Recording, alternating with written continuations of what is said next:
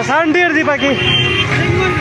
د خیبر پښتونخوا ضلع نوشیره کوړه خټک کې نن د جمعې په لمانځه کې یو ډیره زوروره ځانمرګه برید شوی دی چې له امله یې د دغه مدرسې د مشر حمید الحق په شمول د 6 کسانو د وژلو خبر را رسېدلی. تاسو سره د مهال تازه خبر شریکوم چې د خیبر پښتونخوا کوړه خټک په حقانه مدرسه کې یو زوروره ځانمرګه برید شوی دی چې له امله یې 6 کسان وفات شوي او ګڼ شمېر نور ټپیان شوي دي. د کوړه خټک په حقاني مدرسه کې دغه واقعه هغه مهال مخته راغله چې نن د جمعې په ورځ باندې د دغه مدرسې په جومات کې خلکو د جمعې لمونځ ادا کول چې په دې دوران کې یوه درنه چاودنه شوې ده. په دې دمکه کې لومړی د 4 کسانو د وژل کېدو او 20 نورو ټپیان کېدو خبر راغلی و، خو اوس تازه خبر راغی چې د وژل شوو کسانو شمیر 6 تنو ته ورسېدل او ویل کېږي چې د دغه ځانمرګي بریدګر هستي هدف د کوړه خټک د حقاني مدرسې مشر حمید الحق و چې د سمیع الحق زوی دی چې د دغه مدرسې مشر دی.